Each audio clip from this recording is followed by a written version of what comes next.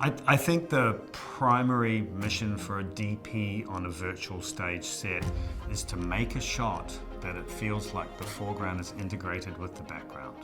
It's a very simple statement, but it's very complex and it's got a long back end to it.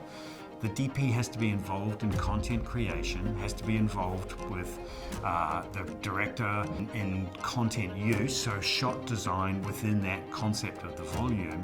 And so that's the DP, the production designer, VFX soup, they all need, the director obviously, they all need to be involved in shot design, understanding what the content is, knowing that you're creating that content to use.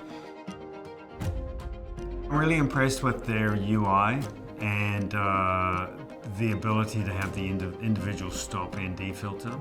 And I think that the highlight roll-off is getting better and better. I want to explore some more depths or ranges or challenges with the camera. Yeah, I like the Rialto. I think it's a great device. I think it's fantastic to be able to take that full frame sensor, the same sensor that you've got in the studio camera, and then put that little thing in places that are crazy. You know, I can't wait to see F1 and see what they did with that. I have been very encouraged to see the off-axis, or the lack of off-axis color shift. To be honest, I was surprised. I thought with the surface on the front of them, the cover that's on the front of the pixels, I thought it was going to make it more reflective, but it doesn't. And I like the color technology. I think that they're good panels. What I'm looking forward to is when I can see a representation of my LUT or the camera's sensors capabilities while I'm evaluating content, because I can essentially light everything that I'm doing with that virtual camera in prep.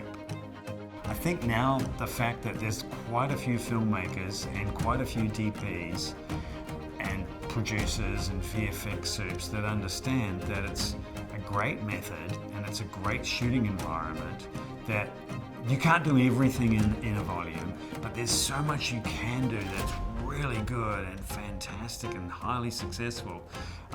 Just knowing that how versatile it is. I always think that you should find out where all the rules are, where the boundaries are, where the fences are, because you're going to have to break them. You have to go over fences, you have to do all that. But rather than doing it ignorantly, do it wisely, so that when you are outside, when you're off-piste, and you're doing stuff that is technically not allowed, and you're going, wow, hey, this actually works. You know why it works when you theoretically shouldn't be doing it. So being a rule breaker, understanding what the rules were really clearly so that you know then to break them wisely as opposed to breaking them ignorantly.